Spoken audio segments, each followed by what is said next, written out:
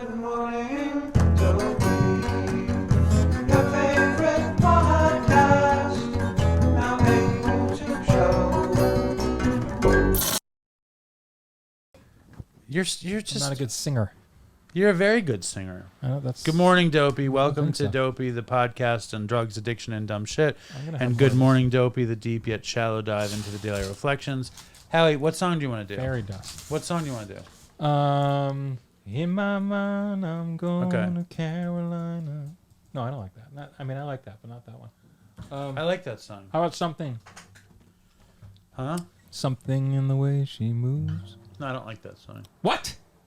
James Taylor. It's JT, baby. You know, we might have a line and have JT come on. Unbelievable. You hear me? Really? Yeah. That would be great. I love JT.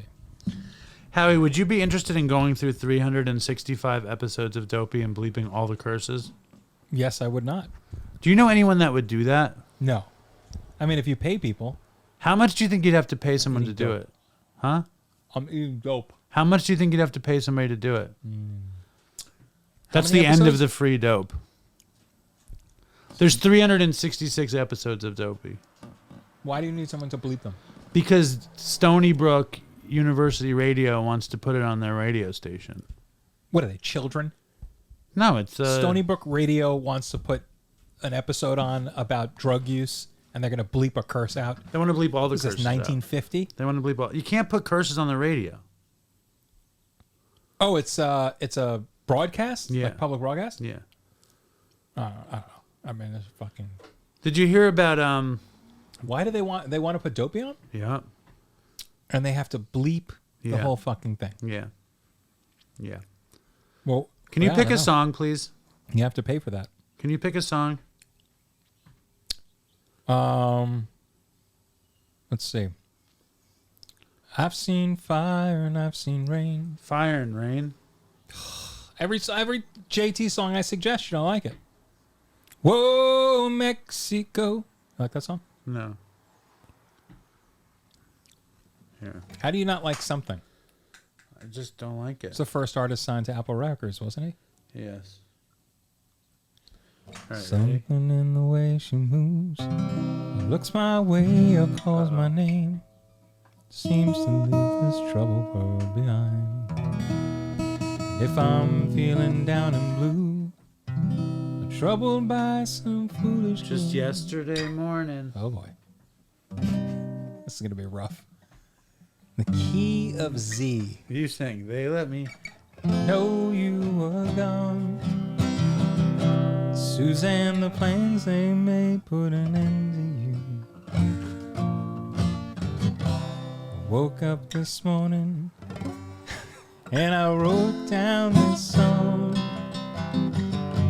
I just can't remember who to send it to. I've seen fire and I've seen rain. I've seen sunny days that I thought would never end. I've seen lonely times when I could not find a friend. But I always thought that I'd see you, baby, one more time again.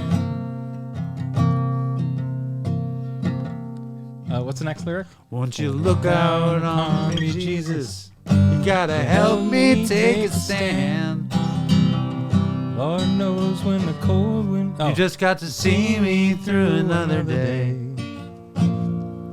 Spend hours... My body is fuck. aching, and my time is at hand. And I won't make it any other way.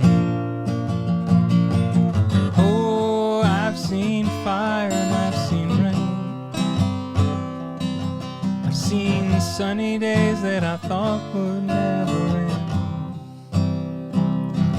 I've seen lonely times when I could not find a friend. But I always thought that I'd see you again. There's just a few things Been walking my know the mind words. to an easy time. My back turned toward the sun. Lord knows when the cold wind blows, it'll turn your head around. Well, there's hours of time on the telephone line. Talk about things to come. I'll harmonize. Sweet dreams and flying machines and pieces on the ground. Oh, I've seen fire and I've seen rain. I've seen sunny days that I thought would never end. I've seen lonely. Oh God, I don't know what the note is. Friend. I saw lonely times when I could not I don't think find they a all go up like friend. that though. Huh? They don't all go up to good. But I always thought that I'd see you, Howie. Beach bums, one more time again. I'd rather sing something. Well, I don't like that song that much. Okay. You want to do another one? Something in the way she moves. I would do the Beatles something. First of all, it's George Harrison's something, so go fuck yourself. It's the same thing. No. No one helped him with that. He wrote it and they reluctantly performed it. So what? Well, I mean, you know. What's your point? I like to give him credit because the documentary made me feel so sad about him. Why? Because it was basically like, shut the fuck up. That's how they treated him. Listen, George was the quiet Beatle, the handsome Beatle. He and Something was the biggest song the Beatles ever had. Unbelievable. Do you want to hear something really weird? Sure. What would you guess? I know you don't care. But what would you guess the most streamed Rolling Stone song is? The most streamed Rolling song is not Satisfaction? No.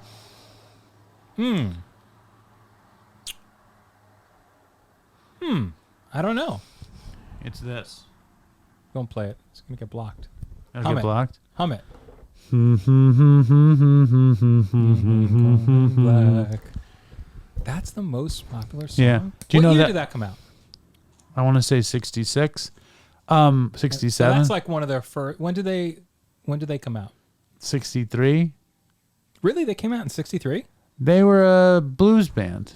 Now, my friend Devin's parents were such crazy, horrible hippies that they would take acid in the 60s and they listened to Paint It Black and they painted their whole house black. They painted their food black, their What? fruit black, the fridge black. One time, or that's how they lived? Well, you have to live with it once you've painted everything No, black. but I mean, like, they would keep I painting saw a red door and I want to paint it black. stuff black. I saw my cantaloupe, it had to be turned black. I like that song. It's great. Da-na-na-na. I don't know any of the words, though. But I love it. It's dynamic. That's what makes a great song. Dynamics. I've learned that From the Music in Shed? the music shed. All right. Got to be dynamic. All right. Now that we've discussed that, Today July is 20th. July 20th, Shortcomings Removed. Every month, July 20th is my favorite 20th. Why? Oh, I don't know. Just 720. Does that mean something? Well, there was a great video game called 720. Oh, I don't Did know you what ever that play is. it? No, I don't know what that is. All right. Well, Is that Zelda? 720 was one of the most important video games ever created. How would you possibly know that? Well, I loved it. It was a skateboarding video game, and Oh, it really? didn't have a proper joystick. The joystick was on a kind of a gyro, and it would spin. This is an arcade game? Yeah. Okay. And it had a kick button and a jump button. And you'd go around the skate park. You could do the half pipe. You could do, I always thought it was a half pike when I was a kid. I never knew Of course that you was a did. pike. It's the shape of a pipe, and it's cut in half. I never figured that out. Pike. So it was a half pike. Right. There's the downhill freestyle, and then basically you skate around the park to get enough money to get into one of these events. Raves. And then if you don't, they send out this swarm of bees to kill you. This is very elaborate. And they say, skate or die. oh, I remember. Wait, is that Skate or Die? Yeah, 720. But what was that from? Was Originally, Skate or Die a phrase? yes. Yes, and they used Remember it in that. 720. I think I had that on my skateboard. Skate I think or I die. had a thing. Yeah, it was a phrase. It's a phrase that pays. Shortcomings removed. But now the words of myself.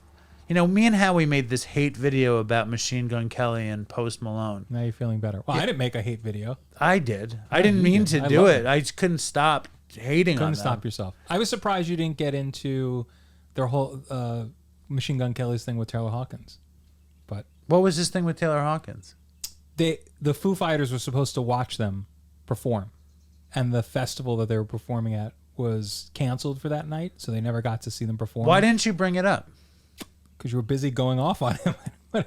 I thought you were going to talk about that because it was on Stern when he told that story. I About felt how much it was so. the Foo Fighters meant to them, and that they went up to visit them in the hotel room, and Taylor Hawkins was excited to see them play, and then he died. And it's sort of like our one chance to have our hero watch us, and he wants to watch us, and then the guy dies. Is sort of crushing if your hero dies. So Taylor Hawkins was Machine Gun Kelly's hero. I mean, that's the story now. I'm not sure how much it meant in the moment, but certainly the drummer seemed to mean a lot to Machine Gun Kelly's drummer. Wasn't Travis Barker Machine Gun Kelly's drummer? No, not on tour. He has a drummer that I think's been with him since hip hop. That's his tour drummer. Travis Barker plays on the albums. All right, Which is another, that's, not to go on a tangent, but is that a fucked up thing if you're a touring band member? And you don't get to play on the record. You don't get to play on the record. That's what happened to Pete Best. And they're like... That's what happened to Ringo on the first record, on Please Please Me. They didn't let. I don't think they let him play on Love Me Do. They didn't let him play on Love Me Do. I always wonder that, like when a musician... George Martin was like, Ringo isn't clever enough to play on Love Me Do. Yeah, I guess that's sort of the same thing. Travis Barker is too rich and famous to tour with Machine Gun Kelly for some reason. Or he might just be too busy doing Busy a lot of with other what? projects. And he All doesn't he's wanna tour doing and is play with Machine Gun 69ing Kelly. with Kourtney Kardashian. He's not working. It's not the Travis I heard Barker. what happened to him? Something bad happened to Travis Barker. Yeah, was it Pancreatitis or something. Pancreatitis, yeah, which is crazy after a colonoscopy. He also Good ad for is an colonoscopy. addict in recovery. Oh. So our thoughts and prayers go out to Travis Barker and Machine Gun Kelly and Posty Malone. If you're Machine Gun Kelly's God bless drummer you. and you've been playing with him since before he was famous, and then he starts doing pop punk, you're like, uh-oh, I guess I have to switch up my style. And then Travis Barker is going to play on the album. Are you pissed, or do you go, that's pretty cool that he got Travis Barker, I'll just play this stuff live? If it's me, I'd fucking kill myself. Yeah, wouldn't you be like, I want to play on your goddamn albums. Like, why don't you write a song with Travis and then I could record it? Why does he get to play? He's had all the fame. I always wonder with touring musicians. We should try to get an interview with that guy. You know that, have you seen that doc About Billy Joel? That's where you're going to go. No, Liberty DeVito is next thing coming out of your mouth. No, wait. Is that the same documentary? Yeah, where it's all about like gigging musicians. I think it might be that Liberty DeVito thing. They had other musicians in it too, but that fucking sucks. Listen, I don't care. I just Damn it. This has everything to do with the Daily Reflections. shortcomings removed. Right. But now the words of myself, I am nothing. The Father doeth the work. Very Began apropos. to carry bright promise and meaning. When I put the seventh step into action, I must remember that there are no blanks to fill in. It doesn't say, humbly asked him to fill in the blank, remove our shortcomings. For years, I filled in the imaginary blank with help me, give me the courage to. This is a really good one, actually. Give me the strength, etc. The step says simply that God will remove my shortcomings. Does it say that though? The step doesn't say that. How do you know? The step says we humbly ask God to remove our shortcomings. Okay. It doesn't say. The step says simply that God will remove my shortcomings. It doesn't. The step says that we will humbly ask Him. Then it says the only footwork I must do is humbly ask, which for me means asking with the knowledge that of myself I am nothing. The Father within doeth the work. Yeah, I don't know. The point is, you just have to ask the universe, God, Him, whatever, to remove your shortcomings. It's that simple? Yeah. But the What step work do you to have me, to put in? the first work you have to put in is be willing to. Willingness is a huge thing. What does this literally mean? Okay. That's what I'm wondering. When you say ask God to remove my shortcomings, Well, it's not like something is going to come down and be like, and all of a sudden your no. shortcomings. The What does that sixth mean? step The sixth step is Sixth step. we became entirely willing to have our character defects removed. Okay. The seventh You're step, saying, is that saying I'm ready to change? I know I have to change. I'm ready to change. yes. Okay, got it. And then the seventh step is we ask God to remove them. And what that means to me Yeah. is once you're willing to have them removed, Mm-hmm. you know, this is one of those weird loopholes in 12 step as far as I can tell. Because it never says you need to remove them. It never says, let's see. Let's go in. What difference does it make if you need to? What do you mean? I'm going to tell you. Isn't part of recognizing that you have these shortcomings saying that I need to remove them because they're shortcomings? Hold on. I need to figure shit out? Just shut up. Unbelievably disrespectful. I'm trying to glean some insight. All right. And we keep talking about Machine Gun Kelly. You're obsessed with Machine Gun Kelly. I don't know why. Not really. You are. Oh, Obsessed. I don't think so. It's just because I saw the doc. I'm talking about it. All right. We are entirely ready to have God remove all these defects of character. Mm-hmm. And then step 7. I'm ready. 7th step AA. Oh, I have an idea. Can you tell me if I'm right? Yeah. Is it... 7th step is How could it be this difficult to find this I information? don't know. It's saying it's giving the 7th step prayer and shit. Is it the concept that if you're truly ready to make a change, you open yourself up to the universe and say, you know, now that I'm aware that I have shortcomings, now that I'm aware that I need to work on myself, I'm open to anything in my purview that's coming at me and I feel might make me better. Does that make sense? No. That by asking God to help you, what you're really saying is, I need to look around and be open to all of the input that's coming at me, and all of the things that may help me achieve that Hold goal. on. I'm not listening to you. Unfucking believable. I mean, why would you let me go on like that and not listen to me? Because you never stop talking. It's funny that in this whole book, they don't just have the steps in some place. I'm sure they do. Mm-hmm. Don't worry, we have all the time in the world. It's almost 18 minutes long. I'm going to have some more dope. Here we go. All right. 6, we're entirely ready. Okay, 5th, admitted to our God, to ourselves, and to others, human beings, the exact nature of our wrongs. 6, we were entirely ready to have God remove all these defects of character.